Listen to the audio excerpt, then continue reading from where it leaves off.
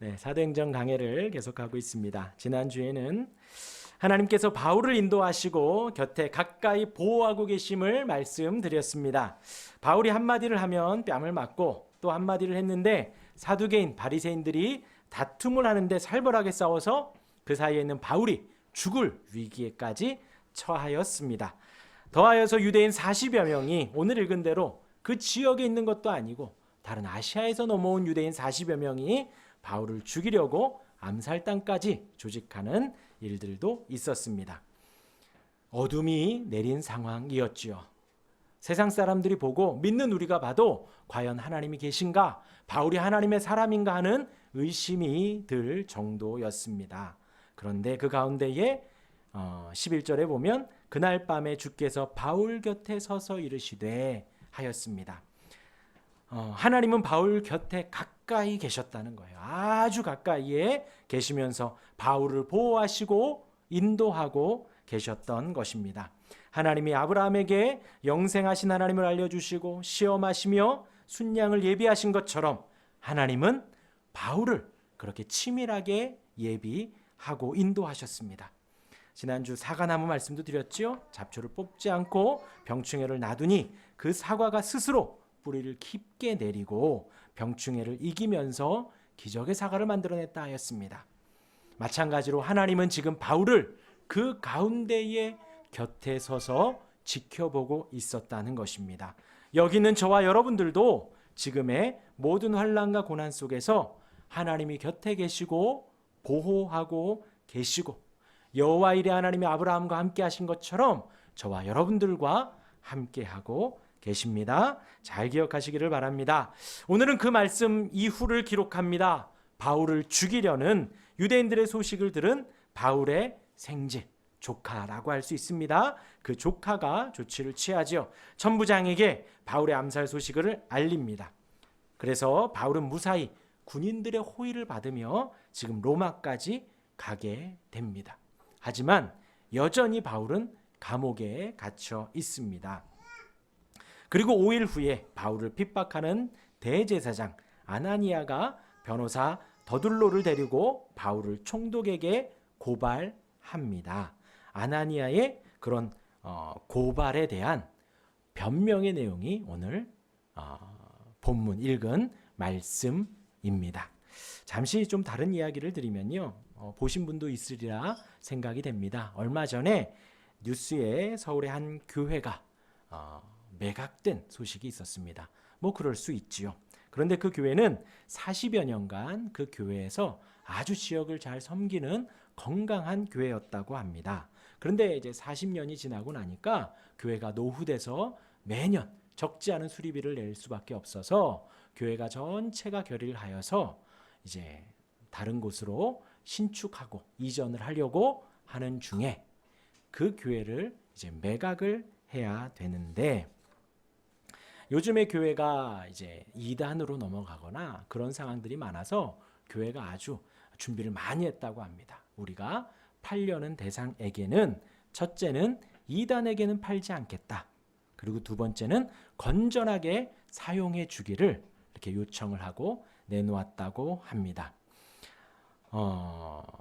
그런데 이제 사겠다는 사람이 이제 왔는데 그 사람이 그 외곽을 그대로 두고 내부 시설을 조금 이렇게 변경하여서 가난한 청년 예술인들이 전시를 할 수 있는 공간으로 쓰겠다고 해서 교회가 팔았다고 해요. 그런데 그 팔고 난 후에 건물을 산 쪽에서 공간 대여라는 그 말을 하면서 파티장으로 사용을 했다고 합니다. 근데 그것이 그 안에 입구에 또 뭐 잠옷실이 막 그렇게 바뀌어진 모습들을 본당이 바뀌어진 모습들이 SNS에 퍼지면서 교회가 클럽으로 변했다라는 이제 말들이 막 일파만파 퍼졌다고 해요. 그런데 이제 그 교회는 사실 그 모든 상황 속에서 그러려는 의도가 전혀 아니었는데 상황이 그렇게 돼버렸다라는 것입니다. 그러니까 본교회 성도들은 또 얼마나 속상하겠어요. 40여 년 동안 너무나도 신앙생활 잘해오고 아름다웠던 그곳이 사람들 사이에서 가십거리로 오르내리고 사람들 사이에서 이제 클럽에 팔아버렸다라는 오명까지 썼던 상황이었던 것입니다. 그래서 이제 그 상황이 SNS에 퍼지고 또 교회 쪽에서는 그에 대한 좀 변명을 좀 하고 속상하지만 이러이러했다. 제가 아까 말씀드린 대로 40년 동안 그런 일이 있었고 교회를 이전해야 했기 때문에 이제 파는 과정에서 충분히 한다고 했는데 그런 상황이 돼버렸다는 거예요. 같은 공간인데 누군가에게는 매우 은혜로운 그 40년 동안 신앙생활했던 거기에 성도들은 너무나도 좋았던 기억으로만 남았던 그곳이 누군가에게는 방탕과 타락의 장소가 될 뻔한 사건이었습니다. 그리고 그 산 쪽도 너무나도 이슈가 오르내리니까 또 그곳을 내놓았다고 해요. 같은 공간인데 누군가에게는 은혜로운 장소가 되었고 같은 공간인데 누군가에게는 그런 죄악된 타락의 장소가 될 뻔하였습니다. 오늘 바울이 거기 모인 모든 사람들에게 변명하는 내용들, 바울은 하나님이 허락하시는 시간과 환경 속에서 진실한 복음의 전파만 하였습니다. 바울이 전파한 것은 무엇인가? 예수가 얼마 전 죽으시고 부활하신 그 예수님이 성경에 기록된 메시아라는 것입니다. 그리스도라는 것이죠. 죄사함과 부활의 소망을 주시는 분이라는 것입니다. 지금 이 바울도 거기 모인 유대인들, 그 유대인들과 똑같은 하나님을 섬기는 사람이라고 바울이 계속 변호를 하는 것이에요. 똑같은 소식입니다. 똑같은 성경을 보았던 사람들이죠. 같은 혈통의 사람들이었던 것입니다. 같은 상황에서 그 소식이 바울에게는 복음이 되고 증거할 기쁨으로 갇혔어도 전할 너무나도 소중한 소식이었던 반면에 거기 모인 유대인들은 그 바울이 전하는 복음이 이단이라는 소리를 들어야 하고 살인의 충동을 일으키는, 아까 말씀드렸죠. 사두개인들과 바리새인들 사이에서 한마디 했더니 그 둘이 막 서로 싸우며 바울이 죽을 뻔하였던, 또 유대인들이 그 지역 유대인들도 아니고 타 지역에 있는 유대인들이 거기까지 굳이 넘어와서 바울을 죽이려고 하는 그러한 소식이 되었다는 것입니다. 그 소식이 바로 21절에 더 자세히 기록을 합니다. 우리 21절 같이 읽어보겠습니다. 오직 내가 그들 가운데 서서 외치기를 내가 죽은 자의 부활에 대하여 오늘 너희 앞에 신문을 받는다고 한 이 한 소리만 있을 따름이니이다 하니, 바울이 전하는 것은 죽은 자의 부활, 곧 예수님이 부활하셨다라는 소식입니다. 예수님이 죽으시고 다시 살아나신 그 소식을 바울이 전했다는 것입니다. 지금 모인 사람들은 유대인들이에요. 외형상은 매우 비슷합니다. 혈통도 같습니다. 또 어릴 때 보았던 성경도 같은 성경이지요. 하지만 다른 것은 예수님입니다. 그리고 그 부활의 소식, 복음이 다른 것이죠. 예수님이 유일한 구주가 되는 것과 예수님으로 인해 죄사함을 받고 예수님의 부활로 참 소망을 갖게 되었다는 것, 이것이 지금 그 유대인들과 바울의 다른 점입니다. 예수님이 나의 죄사함이 되고 예수님이 나의 부활이 됩니다. 우리도 마찬가지지요. 예수님이 나의 죄와 연약함과 부족함의 용서함이 되는 유일한 근거가 되는 거예요. 그 예수님의 부활이 우리가 이 땅을 살아가며 힘들고 어렵지만 유일하게 붙드는, 변하지 않는 참 소망이 되어집니다. 오직 예수님이 우리가 기다리는 다시 오실 메시아가 되어집니다. 우리가 섬기는 예수님은, 지금 우리가 예배하는 이 예수님은 바울이 시간만 허락하면, 상황만 주어지면 전하는 소식이었다는 거예요. 그런데 잘 기억하시길 바랍니다. 바울은 어디서나 기회만 되면 이 복음을 전했어요. 예수님이 우리의 유일한 죄사함이 되고 예수님이 우리의 유일한 부활이 된다라는 이 소식을 상황만 되면, 환경만 되면 전했다라는 것입니다. 창세기 6장에 노아가 등장합니다. 하나님이 노아에게 말씀하십니다. 13절에 하나님이 노아에게 이르시되 모든 혈육 있는 자의 포악함이 땅에 가득함으로 그 끝날이 내 앞에 이르렀으니 내가 그들을 땅과 함께 멸하리라.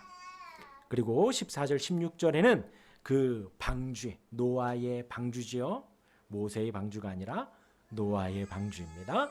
노아가 방주를 짓는데 그 방주의 크기와 재료와 방법을 하나님이 상세하게 알려주십니다. 그리고 17절에 내가 홍수를 땅에 일으켜 무릇 생명의 기운이 있는 모든 육체를 천하에서 멸절하리니 땅에 있는 것들이 다 죽으리라 라고 하나님이 노아에게 말씀하셨습니다. 하나님이 노아에게 명령을 하시고 그 6장 22절에 보면 노아가 다 준행하였더라 라는 말씀이 기록되어져 있습니다. 노아는 이제부터 뭘 만들어요? 방주를 만듭니다. 나무를 자르고 잘 이렇게 해가지고 못이 있었을까요? 끈으로 묶었을까요? 붙이고 나무 사이를 붙이고 그 사이를 역청으로 발라 물이 새지 않도록 방주를 지었습니다. 그런데 당시에 비는 한 번도 내리지 않은 상황입니다. 홍수라는 것을 전혀 모르는 상황이에요. 그런데 그 한 번도 보지도 못하고 듣지도 못했던 그것을 지금 노아는 준비하고 있습니다. 얼마 동안요? 120년 동안요. 12일이 아니라 12달이 아니라 120년 동안 그 방주를 하나님 말씀하신 대로 그 재료와 크기로 견고하게 만들어 냅니다. 그리고 하나님 약속대로 비를 주시고 홍수를 허락하셔서 온 땅을 멸하십니다. 방주 안에 있는 노아와 그 가족들만 남게 되지요. 성경이 그렇게 기록을 합니다. 많은 사람들이 있었는데 그 사람들의 죄악으로 말미암아 하나님이 홍수를 내리고 비를 내리겠다고 한 거예요. 그리고 노아야 너는 이렇게 방주를 만들어라. 방주를 노아가 만들면서 120년 동안 조용히 입 다물고 만들었을까요? 아니면 경락구처럼 크게 뭐 이렇게 만들어서 아무도 모르게 숨어서 그 방주를 만들었을까요?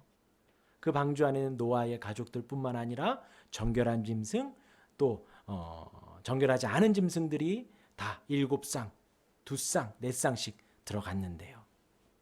그러니까 제법 큰 방주를 노아는 모든 사람들이 알 수 있도록 만든 것입니다.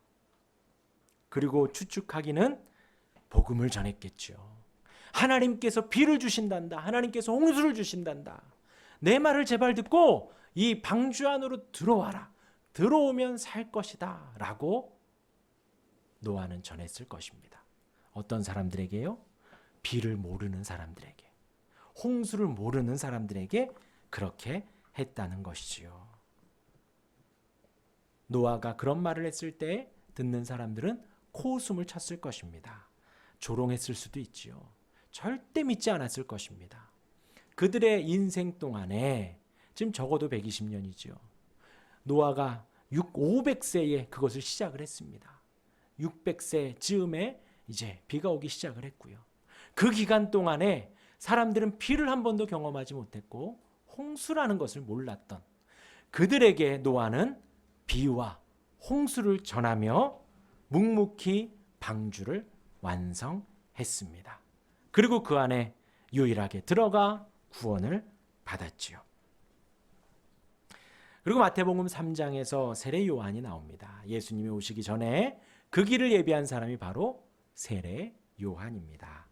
이 땅에 오신 소식, 공생의 사역을 보도하기 전에 세례 요한이 잠시 등장을 합니다.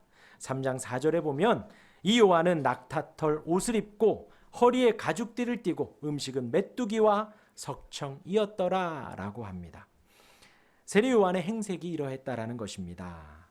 그가 사역하는 곳은 어디인가 하면 1절에 그때에 세례 요한이 이르러 유대 광야에서 전파하며 말하되, 세례 요한이 활동하는 곳은 유대 광야였다라는 거예요. 화려한 예루살렘이나 성전안이 아니라 광야에서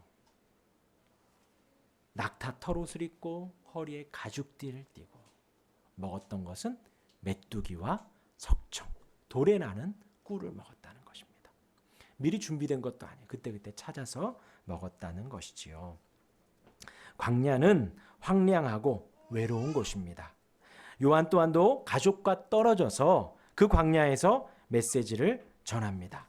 마태복음 3장 7절에서 10절에 보면 요한이 많은 바리새인들과 사두개인들이 세례 베푸는 데로 오는 것을 보고 이르되 독사의 자식들아, 누가 너희를 가르쳐 임박한 진노를 피하라 하더냐. 그러므로 회개에 합당한 열매를 맺고 속으로 아브라함이 우리 조상이라고 생각하지 말라. 내가 너희에게 이르노니 하나님이 능히 돌들로도 아브라함의 자손이 되게 하시리라. 이미 도끼가 나무 뿌리에 놓였으니 좋은 열매를 맺지 아니하는 나무마다 찍혀 불에 던져지리라. 요한이 전한 말씀이에요. 바리새인과 사두개인들 평생에 이 성경을 달달달달 외우고 전하는 선생들이었습니다. 그들을 향하여서 요한은 독사의 자식들아, 회개하라, 회개하라. 너희가 아브라함의 조상이라고 생각하지 말라. 지금 바울을 핍박하는 유대인들도, 지금 이 세례 요한의 설교를 듣고 있는 이 사람들은 다 동일하게 한 가지 자부심이 있었습니다. 나는 아브라함의 혈통이다. 아브라함의 자손이다. 곧 하나님이 택한 백성이다.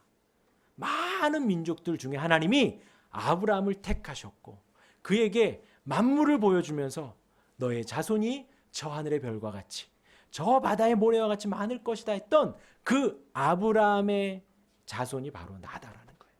우리 할아버지가 그 아브라함이라는 그 자부심 속에 살았던 그 바리새인들과 사두개인들에게 아브라함의 자손이 아니라 독사의 자식들아, 회개하라, 회개하라 외쳤던 것입니다. 이 요한은 어떤 사람이냐면 그 부모가 제사장 자손, 아론의 자손입니다. 혈통이 매우 좋다라는 것이지요. 그냥 가만히 있기만 해도 예루살렘에서 화려한 옷을 입고 사람들이 나오면 그들을 편안하게 가르칠 수도 있었습니다. 먹을 것 걱정하지 않아도 되었지요. 하지만 그 모든 것을 포기하고 복음을 따라 하나님의 뜻을 따라 광야로 나왔습니다.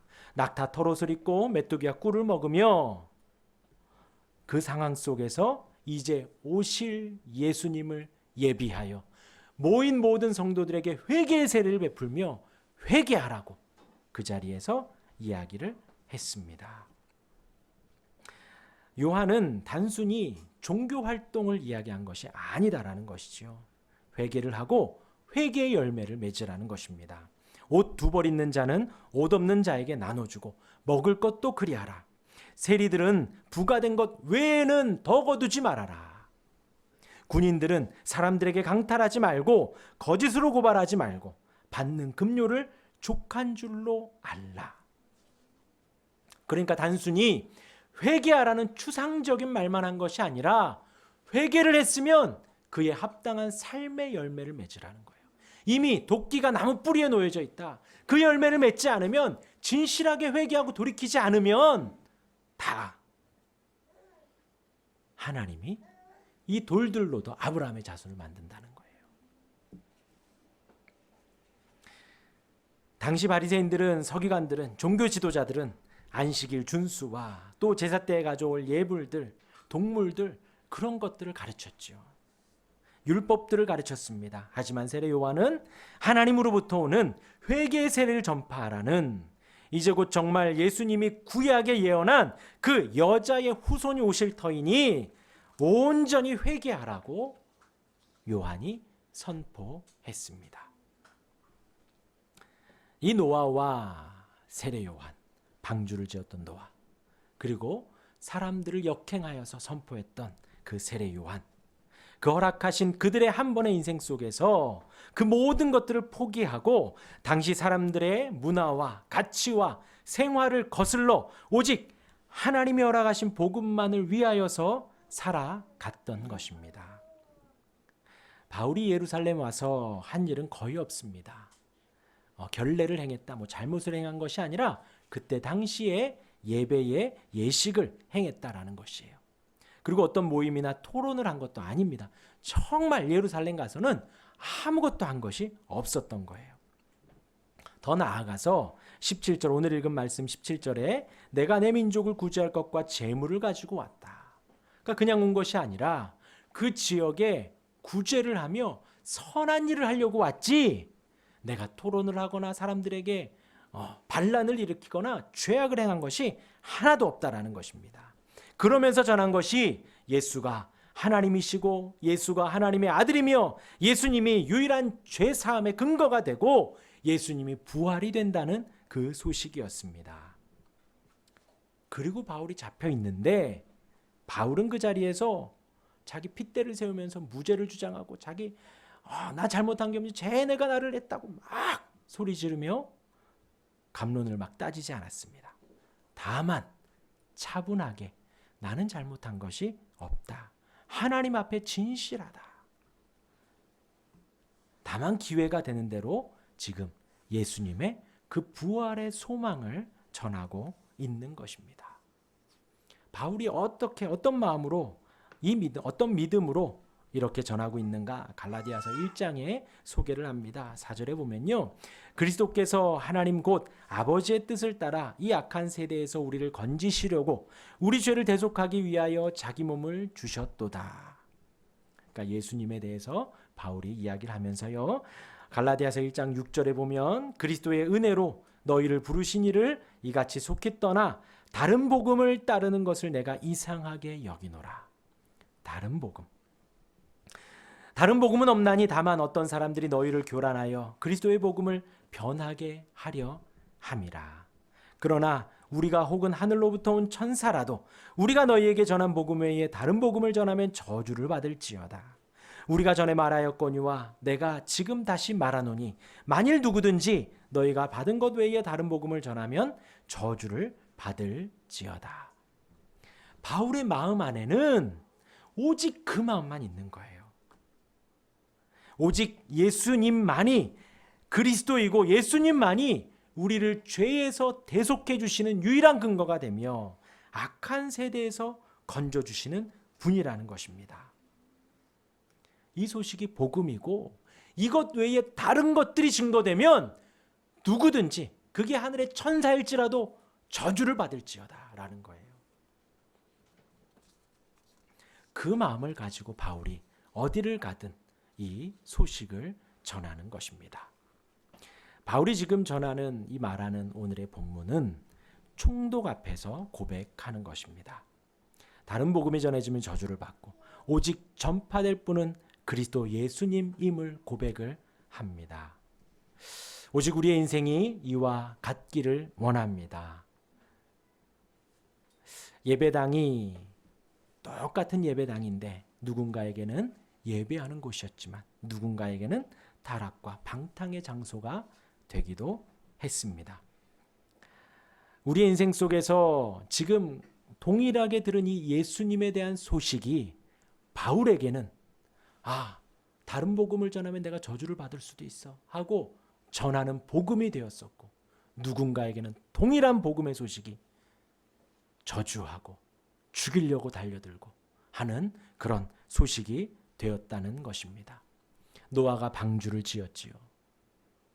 그 방주를 지으며 아무리 전해도 노아에게는 그 나무와 역청이 구원의 방주이지만 세상 사람들은 그것이 조롱과 손가락질과 노아를 깎아내리는, 제가 좀 이상하다라고 여길 수밖에 없다라는 것입니다. 세례 요한도 마찬가지죠. 똑같은 성경을 보고 세례 요한은 광야에 나가 회개의 세례를 전파한 반면에 거기 모인 바리새인들과 사두개인들은 똑같은 말씀을 보고 나는 아브라함의 자손이다 라고 하며 죄악 속에 살아갔던 것입니다. 아직 기도할 시간이 아닌데 우리 세우미가 울며 기도를 하네요. 네, 그 복음의 소식이 저와 여러분들에게도 동일한 복음이 되기를 바랍니다. 우리도 이 세대에 나아가서 노아가 세대를 거슬러 외쳤던 것처럼, 세례 요한이 그들을 향하여 복음을 외쳤던 것처럼 우리 또한도 큰 소리로 외칠 수 있기를 바랍니다. 예수님이 나의 죄 용서함의 유일한 근거가 되고 예수님이 나의 부활의 소망이 됨을 증거할 수 있는 저와 여러분들이 되기를 바랍니다. 예수님을 예배하며 증거하고 나아가서 고백하며 살아가는 저와 여러분들이 되기를 주님의 이름으로 축원합니다. 아멘. 기도하겠습니다.